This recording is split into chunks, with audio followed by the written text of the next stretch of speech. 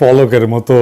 ভারতও বলছে ওরা নাকি বাঁধের গেট খুলে নাই, বাঁধের গেট নাকি আপনি আপনি খুলে গেছে। তাও যদি হয় খুলে যাওয়ার পর কি সাথে সাথে ভারত আমাদেরকে জানাইছে এই ধরনের বন্যায় প্রত্যেকটা ঘন্টা প্রত্যেকটা মুহূর্ত গুরুত্বপূর্ণ, সাথে সাথে জানাতে পারলে অনেক প্রাণ সম্পদ বাঁচানো যাইত। ভারত তো জানানোর প্রয়োজনীয়তা এটুকু অনুভব করেনি। এর আগেও ভারত এই ধরনের আচরণ দেখাইছে বহুবার। আন্তর্জাতিক আইন বা নীতির তোয়াক্কা করে নাই, করবেই বা কেন? আমাদের বাংলাদেশকে তোরা একটা স্বাধীন দেশ হিসেবে মানেই না। সেই কারণে গত ১.৫ দশক আমাদের ঘাড়ের উপর বসায় রাখছিল গণখুনি, শিশু হত্যাকারী, গুম, ক্রসফায়ার, আয়নাঘরের স্রষ্টা হাসিনাকে। আমাদের স্বাধীনতা, সার্বভৌমত্ব, আঞ্চলিক অখণ্ডতার উপর ক্রমাগত আঘাত করছে ভারত। এই নির্মম মানব সৃষ্ট বন্যা ভারতেরই হীন জঘন্য নীতির বহিঃপ্রকাশ। তাছাড়া আমরা আমাদের নিজের শক্তিতে ভারতের পোষা কুকুর গণখুনি হাসিনা ফ্যাসিস্ট সিস্টেমকে পরাজিত করে প্রকৃতপক্ষে ইন্ডিয়া আউট করে দিতে পারছি। ভারত তার প্রতিশোধ নিচ্ছে নানাভাবে। এই বন্যা ভারতের প্রতিহিংসা ছাড়া আর কিছু না। ভারতের এই জিঘাংসার দাঁত ভাঙা জবাব অবশ্যই আমরা দিতে পারি, অবশ্যই তার উপায় আমাদের হাতে আছে। কি জবাব দেবো এটা ভারত কল্পনাও করতে পারতেছে না। এই এপিসোডের শেষে সেই আলাপটা করব। কিন্তু এই প্রফেসর ইউনূসের সরকার কি সেই পথে হাঁটতেছে? এই দেখেন প্রফেসর ইউনূসের এক উপদেষ্টা কি কইতেছে। আপনার সাথে যদি আপনার প্রতিবেশী রাষ্ট্রের চুক্তি নাও থাকে, তারপরেও আন্তর্জাতিক আইনের কিছু নীতি আছে, যেমন কারো ক্ষতি করতে পারবেন না, যেমন আপনি সহযোগিতা করবেন। এগুলোকে বলে no harm principle, international cooperation principle. আর ভারতের সাথে আমাদের তো কিছু নদী নিয়ে চুক্তি আছেই। সে প্রেক্ষিতে আমার উত্তর হবে যে হ্যাঁ, উজানের দেশের উপরে যারা উজানের দেশ, তাদের ভাটির দেশকে জানানোর কথা, যখন এরকম অস্বাভাবিক বৃষ্টিপাত হয় বা পানি ছেড়ে দেওয়ার দরকার হয়, আগে একটু জানিয়ে দিতে হয়। তাহলে একটু প্রস্তুতিটা রাখা যায়, অন্তত মানুষজনগুলোকে সরিয়ে নেওয়া যায়। আপনারা দেখেছেন যে গতকাল আমাদের প্রধান উপদেষ্টা মহোদয় ভারতের হাই কমিশনের সাথে মিটিংয়ে বসেছিলেন, সেখানেও এই বিষয়টা উত্থাপিত হয়েছে।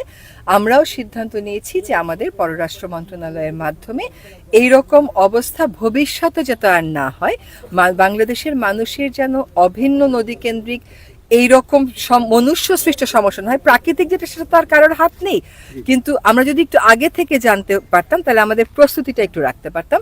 তো সেটা মানুষের কারণে, না জানানোর কারণে যাতে আমাদের কোনো এরকম বড় সমস্যা না হয়, সে ব্যাপারে ভারতকে আমরা আমাদের প্রস্তাবনাগুলো জানাবো। ভারত 50 বছর ধরে পানি নিয়ে প্রতারণা করছে, আন্তর্জাতিক আইনের তোয়াক্কা করে নাই।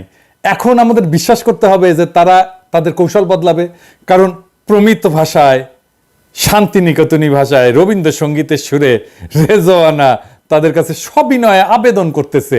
আমাদেরকে সেটা বিশ্বাস করে বসে বসে আঙুল চুষতে হবে, তাই না? বাংলাদেশ ভারত কূটনৈতিক রিলেশনের রিয়ালিটি, তার ইতিহাস সম্পর্কে জ্ঞানবিহীন এই সমস্ত অথর্ব, অরাজনৈতিক, ভীরু আর নির্বীর্য উপদেষ্টারা কার্যকর ব্যবস্থার দিকে না গিয়া পররাষ্ট্র মন্ত্রণালয়ের উপরে দায়িত্ব চাপাই দিয়ে পার পেতে চাইতেছেন। অথচ আমাদের হাতে খেলার শক্ত কার্ড আছে। ধরেন আজ সরকার ভারতের প্রতি এরকম নতজানু না হইয়ে শহীদ আবু সাইদের মতো সাহস কইরা বুকসিতা তিস্তা প্রকল্প যদি চীনকে দেওয়ার সিদ্ধান্ত নিত, তাহলে আগামীকালই ভারত দৌড়ে আসতো হাত জোর কইরা, গ্যারান্টেড, লিখে রাখতে পারেন। কিন্তু এইসব অথর্ব, ভীরু, অরাজনৈতিক, কাপুরুষ উপদেষ্টা পরিষদ পরিবৃত হইয়া প্রফেসর ইউনূস আমাদের শক্ত কার্ডকে ব্যবহার করতে পারবেন কিনা তা নিয়ে আমার সংশয় বাড়তেছে। আমি শঙ্কিত যে 1/11 অনুপ্রবেশকারীদের হাতে সরকার ক্রমান্বয়ে হয়ে পড়ছে 1/11 দ্বিতীয় সংস্করণ। এটা বাংলাদেশ 2.0 না হইয়া ক্রমাগত 111 2.0 হইতেছে। দেখেন ডিজিএফ এর বট বাহিনী কিভাবে প্রফেসর ইউনূসের সরকারের সমালোচনা করলে ঝাঁপায় পড়তেছে আমার প্রোফাইলে আইসা। এটা তো প্রফেসর ইউনূসকে জবাব দিতে হবে যে ডিজিএফ এর বট বাহিনী কিভাবে এখনো কার্যকর থাকে। এ দেখেন কপি পেস্ট কইরা কমেন্ট করতেছে প্রফেসর ইউনূসের পক্ষে। হ্যাঁ, আমাদের ট্যাক্সের টাকায় প্রফেসর ইউনূস কি জানে ডিজিএফ এর বট বাহিনী কি এবং তারা কিভাবে আমাদের উপর অত্যাচার করছে? ডিজিএফ এর বট বাহিনীর উপর প্রফেসর ইউনূসকে ভরসা করতে হচ্ছে এখন। এই অবস্থায় ছাত্র জনতা তাদের ক্ষমতায় বসাইছে, তাদেরকে দুর্বার আন্দোলন চালাই যেতে হবে ভারতের প্রতি নতজানু আচরণ চিরতরে খতম করার লক্ষ্যে। তিস্তাবাদ নির্মাণে চীনের প্রস্তাব গ্রহণ করার জন্য তীব্র চাপ সৃষ্টি করতে হবে এই সরকারের উপরে। আমি আনন্দিত ঢাকা বিশ্ববিদ্যালয় সহ সারা বাংলাদেশের ছাত্ররা আওয়াজ তুলছে, বন্যায় যদি মানুষ মরে 7 সিস্টার্স থাকবে না রে। শুনেন।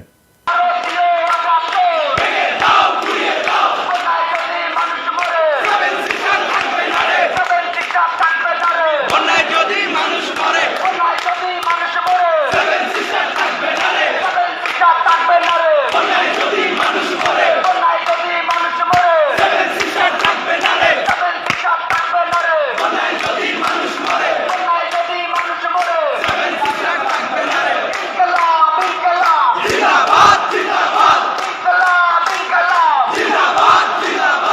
আমরা এই স্লোগানের তাৎপর্য ব্যাখ্যা করব এই এপিসোডের শেষের দিকে।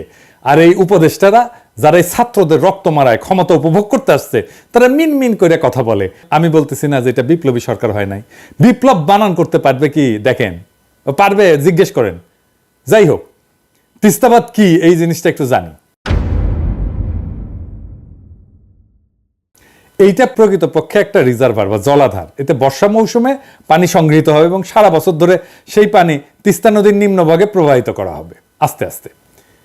এই পানি ব্যবস্থাপনা শুকনো মৌসুমে পানি প্রাপ্তি এবং নদীর নাব্যতা নিশ্চিত করবে। এটা আমার মনে হয় বাঁধ আর জলাধার নিয়ে কেউ কেউ বিভ্রান্তিতে আছে বা বিভ্রান্তি ছড়ানো হচ্ছে। সামাজিক যোগাযোগের মাধ্যমে দেখতেছি কেউ কেউ বলতেছেন বাদ দিলে তা কেবল পানি আটকাবে, কিন্তু সেই পানি ভারত ফেরত পাঠায় সেই দেশকে ভাষায় দেওয়া যাবে না, এখানে ভারতকে ভাষায় দেওয়ার কথা উঠতেছে না। এইটা পাগলামি। আমরা বলছি জলাধার বা রিজার্ভারের মাধ্যমে পানি ব্যবস্থাপনার কথা। তিস্তা প্রকল্পের উদ্দেশ্যই তাই। এইরকম একটা প্রকল্প বন্যা রোধে কিভাবে কাজ করে সেটা চীনের বিশাল 3 গর্জেস প্রজেক্ট দিয়ে বোঝা যায়। এই বিষয়ে জার্নাল অফ হাইড্রোলজিতে একটা অনুসন্ধানী নিবন্ধ প্রকাশ করছিল। এই ধরনের বিষয় খুবই অথরিটেটিভ একটা প্রকাশনা। এটার লিঙ্ক কমেন্ট বক্সে দিয়ে দিচ্ছি, আগ্রহীরা যেন পড়তে পারেন। এই আর্টিকেলের কনক্লুশন হচ্ছে ইংরেজিতে, তো ইংরেজি যখন লিখেছে তাহলে ঠিকই লিখেছে, তাই না? তবে বাংলা হইতেছে যে এই বাঁধ বন্যা রোধ, বিদ্যুৎ উৎপাদনের মাধ্যমে বিশাল অর্থনৈতিক এবং সামাজিক অবদান রাখছে। এটা কিন্তু চাইনিজ প্রোপাগান্ডা না, এটা একটা মর্যাদাশীল আন্তর্জাতিক জার্নালের কথা।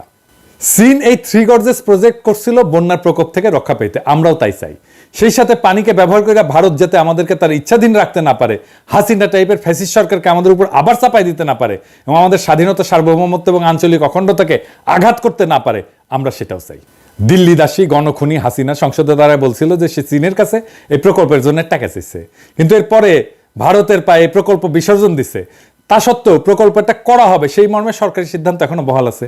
এই সরকারকে যেটা করতে হবে, প্রফেসর ইউনূসের সরকারকে, তা হইল ভারতের খপ্পর থেকে প্রকল্পটি উদ্ধার করিয়া চীনকে দেওয়ার নীতিগত সিদ্ধান্ত নেওয়া।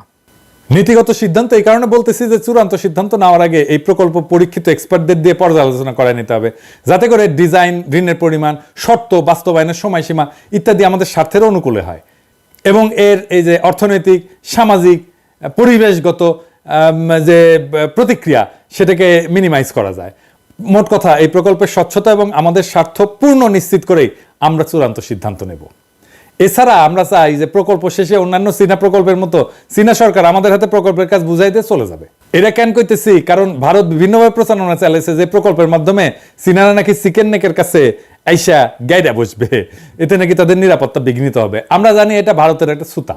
চীনারা আমাদের দেশে কোনো প্রকল্প শেষ করে থাকে যায় না, ইন্ডিয়া থাকছে, রামপালে আছে, কয়লা বিদ্যুৎ কেন্দ্রের এমডি পর্যন্ত ইন্ডিয়ান, ওইখানে শত শত ইন্ডিয়ান আছে। ভারত এই ধোয়া তোলার আসল কারণ হইল এই ধরনের প্রকল্পের মাধ্যমে আমরা যেন পানি নিয়ে ভারতের উপরে নির্ভরশীলতা কাটায় না উঠতে পারি। এটা আমাদের দ্বিপাক্ষিক রিলেশনের, আমাদের বিরুদ্ধে ভারতের একটা বিশাল লিভারেজ বা অ্যাডভান্টেজ, যেটা তারা ব্যবহার করছে বারে বারে। এই জন্যে ভারত যাতে এই ধরনের সুতা তুলতে না পারে আমরা তা নিশ্চিত করব। তিস্তা প্রকল্প চীনকে দেওয়ার সিদ্ধান্ত নেওয়ার সময় এখনই। এটা কেবল বন্যা রোধ এবং সারা বছর পানি প্রাপ্তির বিষয় না, এটা ভারতের উপরে এতকাল পানির জন্য যে নির্ভরশীলতা সেটাকে খতম করার বিষয়। এই কাজে ব্যর্থতার মানে হইল হাজারো শহীদের প্রাণদান নিষ্ফল হওয়া। আমাদের স্বাধীনতা, সার্বভৌমত্ব, আঞ্চলিক অখণ্ডতার উপরে আধিপত্যবাদী ভারতের আগ্রাসী কালো হাত জিআই রেখে আমরা কোনো অবস্থাতেই তা হতে দেব না। আমি তাই ছাত্র জনতাকে আহ্বান করব, আপনারা তিস্তা প্রকল্প চীনকে যাতে নীতিগতভাবে দেওয়া হয় সেই সিদ্ধান্ত নিতে সরকারের উপর তীব্র চাপ সৃষ্টি করেন। এই সরকারের 1-11 গ্রুপের বাইরেও অনেক উপদেষ্টা আছেন যারা এর সমর্থন করবেন বলে আমি বিশ্বাস করি। তাদের হাত এবং প্রধান উপদেষ্টার হাত শক্তিশালী করেন, যাতে ভারত এবং তাদের দেশীয় এজেন্টদের সমস্ত বাধা অতিক্রম করে তারা এই সাহসী সিদ্ধান্ত নিতে পারেন। পানি কেন আমাদের জন্য জরুরি, নদী কেন আমাদের জন্য জরুরি, আসেন এই আলাপটা করি। বাংলাদেশের এই জমিন তৈরি করছে শিরা উপশিরার মতো বয়ে যাওয়া নদ নদী, তারা জলের সাথে বয়ে আনছে পলিকণা, এবং পলিকণা জমে জমে তৈরি হয়েছে আমাদের পায়ের নিচের মাটি, বদ্বীপ বাংলাদেশ। এই দেশের বিশাল সবুজে যে প্রকৃতি এবং প্রাণের সমারোহ, সেই সমস্ত আয়োজন নিশ্চিত হয় পানির বিপুল প্রবাহে। পানি এবং প্রাণের এক অবিচ্ছেদ্য মানিকজোড়। পুরা দক্ষিণ এশিয়ার প্রতিবেশ এবং প্রাণ ব্যবস্থা টিকে থাকার অলঙ্ঘনীয় শর্ত হচ্ছে পানির এরকম অবাধ প্রবাহ। অথচ বাংলাদেশের বেলায় পানির এই চলাচল আটকা দিচ্ছে প্রতিবেশী রাষ্ট্র ইন্ডিয়া। বাংলাদেশের মানুষ সহ সব প্রাণের অস্তিত্ব হুমকিতে ফেলে দিচ্ছে, প্রাণ ব্যবস্থা, প্রাণ বৈচিত্র্য বিপর্যস্ত করা হচ্ছে।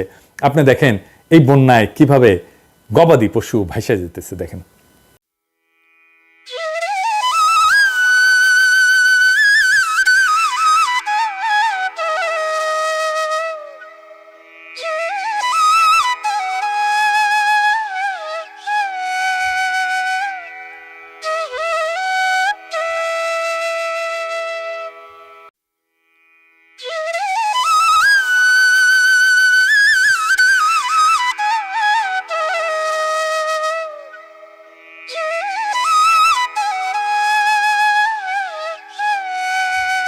ভিটে মাটি জীবন জীবিকা হারানোর কষ্ট এবং ক্রোধ বুকের মধ্যে নিয়ে নিরুপায় মানুষেরা ছড়ায় পড়ছে তারা এখানে সেখানে। বাংলাদেশের মতো ছোট রাষ্ট্রের সাথে ইন্ডিয়ার এই বৈরীভাব, অভিন্ন আন্তর্জাতিক নদীগুলোর নিজেদের অংশে বাঁধ, ব্যারেজ, ড্যাম, নদী সংযোগ প্রকল্পের মাধ্যমে গায়ের জোরে একতরফাভাবে পানি প্রত্যাহার করতে থাকা, এইসবের বুঝি আর কোনো শেষ নাই। দুশ্মনীর এই ধারাবাহিকতা যদি ইন্ডিয়া বজায় রাখে তাহলে এই সংকট যে কোনো সময় তুমুল প্রতিরোধের রূপ নিতে পারে। আর সেই তুমুল প্রতিরোধ কোনোভাবেই এতদিন ধরে চলে আসা বাংলাদেশ ইন্ডিয়ার দ্বিপাক্ষিক সমস্যা হিসেবে থাকবে না। কিন্তু কেন থাকবে না? কেন এই দুই দেশের সীমানা ছাড়ায় এটা বাইরে ছড়ায় পড়বে? সমস্যার কি এমন গণিগত পরিবর্তন এবং চরিত্রগত ভিন্নতা তৈরি হয়েছে? কি কি নতুন উপাদান এসে যুক্ত হয়েছে এর মধ্যে? এখনকার আলাপ এটা নিয়ে। ইন্ডিয়ার পানি সন্ত্রাসের সম্ভাব্য পরিণতি কি হতে পারে তা নিয়ে আমি একটা গল্প বলবো। না, আমার বানানো গল্প না, এটা থ্রিলার। লিখছেন যুক্তরাষ্ট্রের সদ্য সাবেক এক ইন্টেলিজেন্স কর্মকর্তা ডুয়ান ইভান্স। 2007 সালে সিআইএ এর দায়িত্ব থেকে অবসরে যাওয়ার পরে এই আমেরিকান গোয়েন্দা কর্মকর্তা এই ডুয়ান ইভান্স একটা স্পাই থ্রিলার লেখে, নাম হইতেছে নর্থ ফ্রম ক্যালকাটা। এই ভারতের দাদাগিরি পানি সন্ত্রাসের কারণে কি বিশাল পরিণতি ডেকে আনতে পারে তার একটা ইঙ্গিত দেওয়ার চেষ্টা করছেন ইভান্স তার উপন্যাসে। নর্থ ফ্রম ক্যালকাটার এই বইয়ের প্লট হচ্ছে ফারাক্কা ব্যারেজ।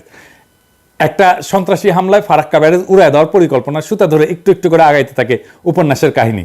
বইটাকে শুধু স্পাই থ্রিলার বললে সবটা বলা হয় না, এটা আসলে আন্তর্জাতিক দক্ষিণ এশিয়ার আঞ্চলিক রাজনীতিতে ক্ষমতার ভারসাম্যের লড়াই, পানি এবং প্রাণ সম্পদের উপরে কৌশলগত নিরাপত্তাজনিত নিয়ন্ত্রণ কায়েমের রাজনীতি ইত্যাদি বিষয়ে এমন একটা ভাষ্য যার কাঠামোটা উপন্যাসের, কিন্তু উপন্যাসের চরিত্র হচ্ছে গোয়েন্দা গল্পের। গল্পটা খুব টান টান, নানা মাত্রার আর সম্পর্কের যোগসূত্র তৈরি করা হয়েছে এই গোয়েন্দা ভাষ্যে। ঘটনা হইতেছে ফারাক্কা ব্যারেজের 25 বছর উদযাপন উপলক্ষে একটা বড় উৎসবের আয়োজন করছে ইন্ডিয়া। মানে চাকবুম চাকবুম করে আর ড্যান্স দিবে, এই দুইটা শেয়ার আর তো দেন অনেকদিন শুনি না এটা হয়েছে। সেইখানে এই প্রকল্পের মূল স্থপতিকে বিশেষ সম্মাননা প্রদান করা হবে। একে উপলক্ষ করে স্থাপনা এবং নির্মাণ খাতে ইন্ডিয়া কত বিশাল বড় তালেবর এই সাফল্য এবং শক্তি প্রদর্শন করবে আর কি। বিভিন্ন দেশের রাষ্ট্রদূত বড় ব্যবসায়ী বড় বিনিয়োগকারীকে আমন্ত্রণ জানানো হয়েছে এই অনুষ্ঠানে। আর অ্যাটমিক ডেমোলিশন দিয়া ফারাক্কা ব্যারেজের এই 25 বছর পূর্তি উৎসব, জমকালো উৎসবকে জয় বাংলা করে ফারাক্কা ব্যারেজ উড়িয়ে দেওয়ার কাছে রওনা হয়েছে একদল যুবক, 7 জনের। এই কাফেলার 7 জন বাংলায় কথা বলে। সমস্যা সমাধানে বাংলাদেশের সব কূটনৈতিক প্রচেষ্টা যখন বিফল, বাংলাদেশের অস্তিত্বের প্রতি যে হুমকি যে ব্যারেজ, সে ব্যারেজ বিষয়ে জাতিসংঘ যখন কিছু করতেছে না, তখন সেই ব্যারেজ উড়ায় দেবে বাংলায় কথা বলা 7 জন যুবক। এইটা হইতেছে এই উপন্যাসের উপজীব্য। এরা কারা? তারা কি এই মরুপ্রায় শুকনা নদীর স্তরে জীবন জীবিকার শর্ত হারানো উন্মূল কেউ? তারা কি এমন কেউ যারা ভিটামাটি হারায় উদ্বাস্ত? ফারাক্কা ব্যারেজে হামলার পাশাপাশি 12 ঘন্টার মধ্যেই আবার উত্তর পূর্ব ইন্ডিয়ার স্বাধীনতাকামী বিদ্রোহীরাও যুদ্ধ শুরু করবে এই উপন্যাসে। চারিদিক থেকে কোণঠাসা কইরা যাদেরকে এই সমীকরণে ঠেলে দিছে ইন্ডিয়া, তারা যুক্ত হয়েছে এই সমস্যার সাথে অনিবার্যভাবে। কি হইতে যাচ্ছে তাহলে? কি করবে বাংলাদেশ সহ এই অঞ্চলের মানুষ? কল্পনা আর নিরাপত্তা ঝুঁকির অনুমান নির্ভর এই গোয়েন্দা ভাষ্যে সম্ভব অসম্ভবের মানচিত্র ফুটে উঠছে। সেখানে বঞ্চনা, ক্রোধ, অসহায়ত্ব, প্রতিশোধের বারুদে কি অগ্নিশিখা জ্বলে উঠবে? তাছাড়া যেভাবে বাস্তব ক্ষেত্রে প্রস্তুত হচ্ছে তাতে কইরা কি ঘটবে ইভান্সের এই উপন্যাসের বাইরে? বইটা পড়বেন। এই বইয়ের রাজনৈতিক ভাষ্য আমি দেখলাম ঢাকা বিশ্ববিদ্যালয়ের স্লোগানে, বন্যায় যদি মানুষ মরে 7 সিস্টার্স থাকবে না রে।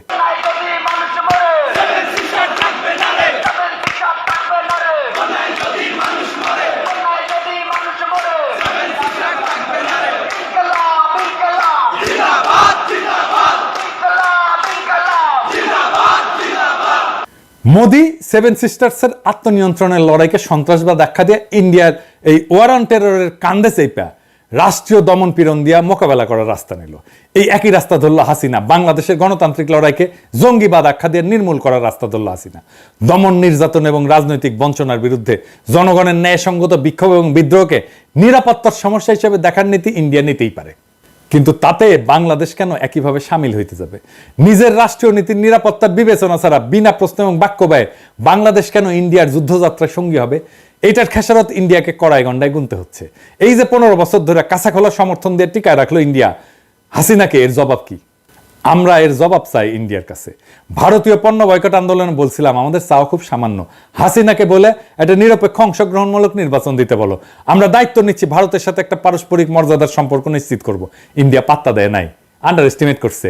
এই হরিদাস পালের কথা সেজন্য পাত্তা দেয় নাই। ইন্ডিয়ার লজ্জাজনক পরাজয় হয়েছে মাত্র 6 মাসের মধ্যে। গতকাল যখন ভারতীয় দূতাবাসের দিকে তারেকরা মিছিল নিয়ে যাইতেছিল, দূতাবাসের কর্মচারীরা ভয়ে পলাইছে।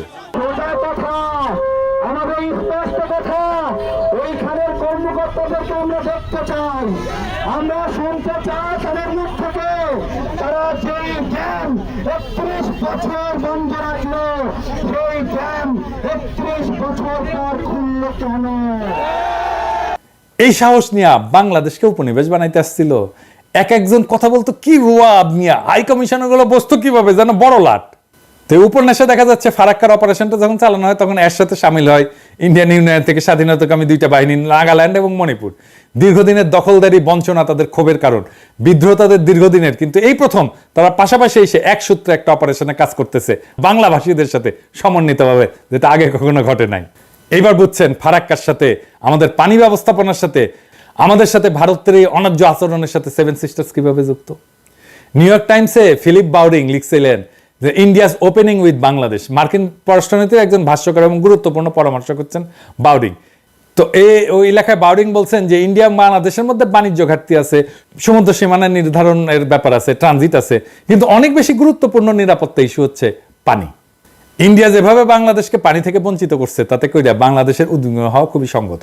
একবার পানি আটকায় রাখে গ্রীষ্মকালে, আর বর্ষাকালে পানি ছাইরা ভাসায় দেয়। 2টা সময় আমাদের ক্ষতি করে। পানি বাংলাদেশের প্রাণ রক্ষার জন্য রক্ত সঞ্চালনের মতো। অভিন্ন নদীসমূহের পানি পাওয়া না পাওয়া নিয়ে বাংলাদেশের টিকে থাকা না থাকা, জনগণের বাঁচা মারা একই সূত্রে গাথা। ভারতকে তার সমস্ত বাঁধ ভেঙ্গে দিতে হবে। বাংলাদেশে আসা অভিন্ন নদীর সকল প্রবাহকে উন্মুক্ত করে দিতে হবে। চয়েস ভারতের, হয় বাঁধ ভাঙো নয়তো ভারত রাষ্ট্র ভেঙে যাওয়ার ঝুঁকি নাও। আমি বলতেছি আমাদের 15 বছর ফ্যাসিবাদের ঘানি টানাইছো, এর কাফফারা দিতে হবে। বাঁধ না ভাঙলে ইন্ডিয়ায় জয় বাংলা হয়ে যাবে। বাংলাদেশের মানুষ একটা কথা বিশ্বাস করে, ভারত যদি আন্ডার এস্টিমেট না করে তাহলে ইন্ডিয়ারই উপকার।